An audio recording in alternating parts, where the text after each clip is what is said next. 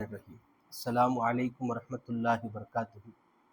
الحمد لله رب العالمين. الصلاة والسلام على سيد المرسلين وعلى آله الطيبين وأصحابه الطاهرين ومن تبعهم بإحسان إلى يوم الدين. أما بعد، فقد قال الله تعالى في كلامه المجيد: أعوذ بالله من الشيطان الرجيم. بسم الله الرحمن الرحيم.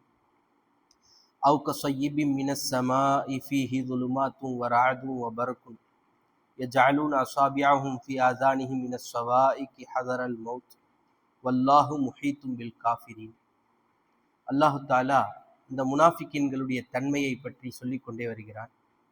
மேலும் அந்த முனாஃபிக்குகள் எப்படிப்பட்டவர்கள் என்பதற்கு உதாரணமாகவும் சில போன்ற வசனங்களையும் அல்லாஹு தாலா சொல்கிறார். அந்த முனாஃபிக்குகள் எப்படிப்பட்டவர்கள் என்று சொன்னால், அவுக சையிபிம் மினஸ் ஸமாஇ ஃபீஹி துலுமாத்தும் வராதும் வபர்குன் யஜஅலூன அஸாபியஹும்.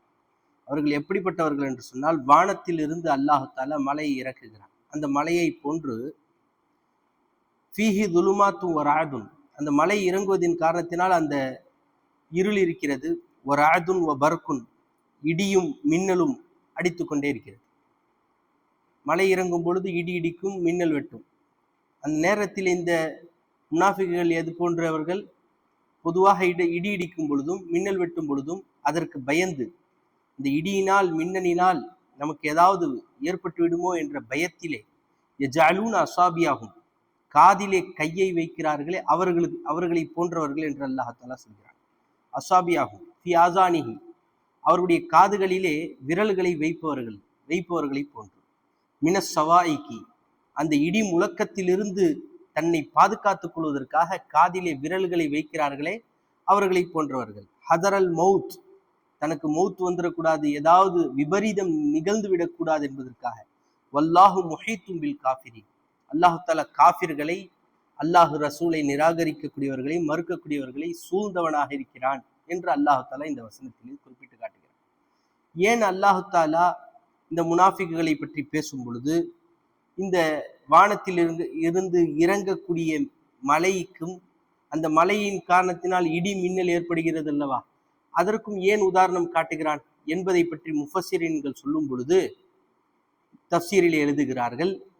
பொதுவாக இந்த முனாஃபிக்குகளுக்கு மத்தியிலே குர்ஆனுடைய வசனங்கள் ஓதப்பட்டால் அவர்கள் தன்னுடைய காதுகளிலே தாம் திரிந்து விடுவோமோ, தாம் உண்மையாகவே முஃமினாகி விடுவோமோ என்ற பயத்திலே குர்ஆன் ஓதப்படும் பொழுது காதுகளிலே கையை வைத்துக் கொள்கிறார்கள். அந்த அளவிற்கு பயம்.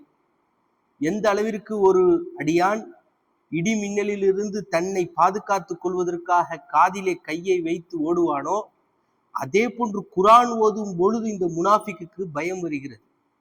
மேலும் அந்த சஹாபாக்களை பார்த்தால் பயம் வருகிறது. இந்த சஹாபாக்களின் முன்னால் நாம் போவதின் காரணத்தினால், செல்வதின் காரணத்தினால் உண்மையாகவே நாம் முஃமினாகி விடுவோமோ, திரிந்து விடுவோமோ என்ற பயத்திலே அவர்கள் காதுகளிலே கையை வைத்துக்கொண்டு குர்ஆன் தன்னுடைய செவிகளிலே செல்லாமல் பார்த்து கொள்கிறார்கள் என்று தஃப்சீர்களிலே எழுதுகிறார்கள். சய்யிப் என்று சொன்னால் ஹுவன் நுசூல், வானத்திலிருந்து இறங்கக்கூடியதற்கு சொல்வார்கள். சாப சௌபன், இதான் நஸல, இறங்குவதற்கு சொல்வார்கள். சும்மிய பிஹி அல் மத்தர், மலைக்கு சய்யிப் என்று பெயர் வைக்கப்பட்டிருக்கு. துலுமாத் ஜம்உ துலுமத், துலுமத்துடைய பன்மை துலுமாத் என்று தஃப்சீர்களிலே எழுதுகிறார். ரஅது என்று சொன்னால் மேகம் ஒன்று கூடும் பொழுது மேகத்திலிருந்து ஏற்படக்கூடிய ஒரு சப்தமாக இருக்கிறது. பர்க் என்று சொன்னால் அதிலிருந்து, அந்த மேகத்திலிருந்து சப்தம் ஏற்படுது அல்லவா, அதிலிருந்து வெளிப்படக்கூடிய ஒரு நெருப்புக்கு பெயர் ரஅது என்று சொல்லப்படும், மின்னல் என்றும் சொல்லப்படும். மேலும் தஃப்சீர்களில் எழுதுகிறார்கள், ரஅது என்று சொன்னால் நுத்துக்குல் மலக், மலக்குமார்களுடைய பேச்சு தான் ரஅது என்று எழுதுகிறார்.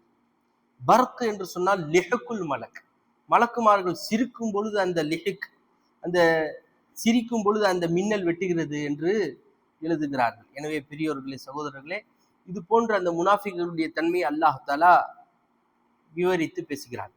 ஹஜ்ரத் சாலிம் இப்னு அப்துல்லாஹ் இப்னு உமர் ரலியல்லாஹு தஆலா அவர்கள் அறிவிக்கிறார்கள், நாயகம் ஸல்லல்லாஹு அலைஹி வஸல்லம் இந்த சப்தத்தை கேட்டால், இடியுடைய சப்தத்தையோ மின்னலையோ பார்த்தால் அவர்கள் என்ன சொல்வார்கள் என்று சொன்னால், அல்லாஹும்ம லா தக்துல்னா பிகலபிக, யா அல்லாஹ் உன்னுடைய கோபத்தை கொண்டு எங்களை அழித்து விடாதே, கொன்று விடாதே. வலா துஹ்லிக்னா கப்ல பஅத ஸாலிக், அதற்கு பின்னால் எங்களை அழித்து விடாதே. வாஃபினா கபுல ஜாலிக்க, அதற்கு முன்னால் எங்களை பாதுகாத்து விடு என்று நாயகம் ரசூலுல்லாஹி ஸல்லல்லாஹு அலைஹி வஸல்லம் இது போன்றெல்லாம் துஆ செய்திருக்கிறார்கள். காரணம் என்ன தெரியுமா?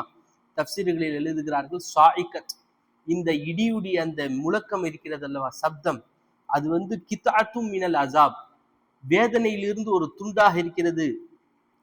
யன்சிலுஹா அல்லாஹு தஆலா அலா மை யஷா, அல்லாஹு தஆலா யாருக்கு நாடுகிறானோ அந்த இடியுடைய அந்த அசாபை இறக்குகிறான் என்று தஃப்சீர்களிலே எழுதுகிறார். எனவே நாமும் அது போன்ற இடி இடிக்கும் பொழுது, மின்னல் வெட்டும் பொழுது நாம் அல்லாஹ்விடத்தில் இந்த துஆவை ஓதிக்கொள்ள வேண்டும் என்பதாக முஃபஸ்ஸிர்கள் நமக்கு ஞாபகப்படுத்துகிறார்கள். எனவே இது போன்ற முனாஃபிக்குகளுக்கு அல்லாஹ் தஆலா இந்த உதாரணத்தை காட்டுவதின் நோக்கம், இவர்கள் குர்ஆன் ஓதும் பொழுது காதுகளை அடைத்துக் கொள்கிறார்கள்.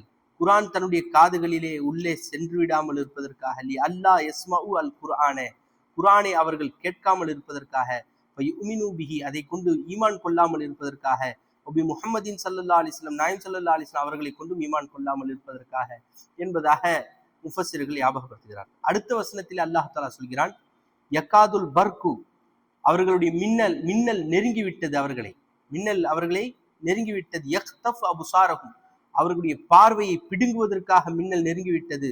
குல்லமா அவா அலஹும் மஷௌஃபிஹி, அவர்களுக்கு அந்த வெளிச்சம் இருந்தால் அதிலே அந்த மின்னலுக்கு அந்த வெளிச்சத்திலே அவர்கள் நடக்கிறார்கள். வைதா அதுலம அலைஹிம் காமு, இருளாகிவிட்டால் நின்று விடுகிறார்கள்.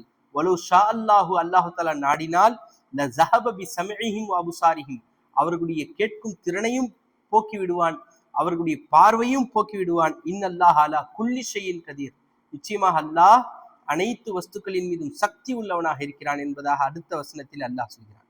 ஏன் இந்த வசனத்தை அல்லாஹ் தஆலா இதை உதாரணம் காட்டுவதன் காரணம் என்னவென்று சொன்னால், யகாதுல் பர்கு, மின்னல் நெருங்கிவிட்டது என்று சொன்னால் குர்ஆனுடைய வசனங்கள் நெருங்கிவிட்டது.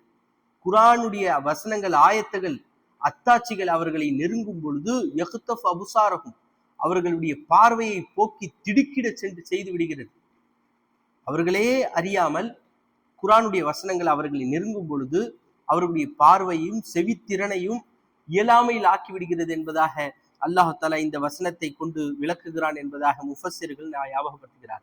மேலும் குல்லமா அவா அலஹும் அஷௌஃபிஹி, அவர்களுக்கு வெளிச்சம் கொடுக்கப்பட்டால் தைரியமாக சந்தோஷமாக நடக்கிறார்கள் என்று அல்லாஹ் சொல்கிறானே, இதை கொண்டு நோக்கம் என்ன? அதாவது குர்ஆனிலே நல்ல விஷயங்கள் சொல்லப்பட்டால், இதா சமியு அல் குர்ஆன அவாமிரஹு வ நவாஹிஹி வ வஅதஹு வ வஈதஹு, அந்த குர்ஆனிலிருந்து நல்ல விஷயங்கள் அவர்களுக்கு சாதகமான விஷயங்கள் கேட்கப்பட்டால், சொல்லப்பட்டால் அதை எடுத்துக்கொள்வது, எடுத்து தன்னுடைய வாழ்க்கையிலே சந்தோஷமாக கடைபிடிப்பது.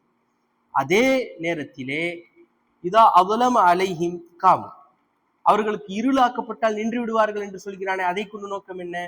குர்ஆனிலே அவர்களுக்கு பாதகமான விஷயங்கள் சொல்லப்பட்டால் அதை பின்பற்ற மாட்டார்கள், எதிர்க்க ஆரம்பித்து விடுவார்கள், அவர்கள் அதை விட்டு ஒதுங்க ஆரம்பித்து விடுவார்கள் என்பதாக அல்லாஹ் ரப்புல் இஸ்ஸத் இந்த வசனத்தின் மூலமாக ஞாபகப்படுத்துகிறான். எனவே பெரியோர்களே, சகோதரர்களே, நாமும் இது போன்ற தன்மையை விட்டும் பாதுகாப்பாக இருக்க வேண்டும். குறிப்பாக குர்ஆன் ஓதப்பட்டால் நாம் அதை கேட்க வேண்டும். குர்ஆன் என்ன சொல்ல வருகிறது, குர்ஆனின் மூலமாக அல்லாஹ் தஆலா நமக்கு என்ன சொல்கிறான் என்பதை நாம் கேட்க வேண்டும். குர்ஆன் ஓதப்பட்டு உடனே நாம் அந்த இடத்தை விட்டு நாம் விலகி சென்றோம் என்று சொன்னால் இதுவும் ஒரு முனாஃபிக்குடைய அடையாளமாக இருக்கிறது, நயவஞ்சகத்தனத்துடைய அடையாளமாக இருக்கிறது என்றெல்லாம் முஃபஸ்ஸிரீன்கள் நமக்கு ஞாபகப்படுத்துகிறார்கள். எனவே குர்ஆன் அதிகமாக ஓத வேண்டும். குர்ஆன் என்ன சொல்கிறது என்பதை நாம் எடுத்து நடக்க வேண்டும். குர்ஆன் ஹதீஸ் எதையெல்லாம் தடுத்ததோ அதை விட்டும் தவிர்ந்து இருக்க வேண்டும். இதிலிருந்து ஏதாவது, உதாரணத்துக்கு நம்முடைய மொபைல் போன்ல ஏதாவது வருது, குர்ஆனுடைய வசனங்கள் வருகிறது என்று சொன்னால் அதை முழுமையாக கேட்டுவிட்டு நாம் அதை விட்டும் கடக்க வேண்டும். உடனே அதை தட்டிவிட்டு சென்று விடக்கூடாது. தட்டிவிட்டு சென்றால் கூட இதுவும் ஒரு நிஃபாக்குடைய தன்மையாக இருக்கிறது என்றெல்லாம் முஃபஸ்ஸிரீன்கள் ஞாபகப்படுத்துகிறார்கள். எனவே வல்ல அல்லாஹ் நம் அனைவரையும் நிஃபாக்குடைய தன்மையை விட்டும் முனாஃபிகீன்களுடைய தன்மையை விட்டும் பாதுகாக்க வேண்டும். இந்த வசனத்துடன் அல்லாஹ் தஆலா ஒரு விஷயத்தை நமக்கு ஞாபகப்படுத்துகிறான். முஃமின்களை பற்றி பேசியிருக்கிறான். அதாவது முத்தகீன்களை பற்றி அல்லாஹ் தஆலா குர்ஆனிலே இதுவரைக்கும் பேசியிருக்கிறான். காஃபிர்களை பற்றி பேசியிருக்கிறான். முனாஃபிக்குகளை பற்றி பேசியிருக்கிறான். பொதுவாகவே இந்த உலகத்தில் இந்த 3 கூட்டங்கள் தான் இருக்கிறார்கள். ஒன்று முஃமின்களாக இருப்பார்கள், ஒன்று காஃபிர்களாக இருப்பார்கள், ஒன்று முனாஃபிக்குகள் நயவஞ்சகர்களாக இருப்பார்கள். இந்த 3 கூட்டம் தான் ஒட்டுமொத்த உலகத்திலும் இருக்கிறார்கள். இந்த ஒட்டுமொத்த உலகத்திலும் இருக்கக்கூடிய இந்த 3 கூட்டங்களில் காஃபிரான கூட்டம், மேலும் முனாஃபிக்குகளான கூட்டம் நரகம் செல்லக்கூடிய கூட்டமாக இருக்கிறார்கள். முத்தகீன்கள் என்று சொல்லப்படக்கூடிய முஃமின்களுடைய கூட்டம் தான் சொர்க்கம் செல்லக்கூடியவர்கள் என்பதை வல்ல அல்லாஹ் இதுவரைக்கும் அந்த வசனங்களிலே நமக்கு ஞாபகப்படுத்துகிறான். எனவே நம் அனைவரையும் முஃமின்களுடைய கூட்டத்தில், முத்தகீன்களுடைய கூட்டத்திலே நம் அனைவரையும் சேர்த்து அருள் புரிவானாக. ஆமீன் யா ரப்பல் ஆலமீன். வ ஆகிரு தஅவானா அல்ஹம்துலில்லாஹி ரப்பில் ஆலமீன். அஸ்ஸலாமு அலைக்கும் வரஹ்மத்துல்லாஹி வபரகாத்துஹு.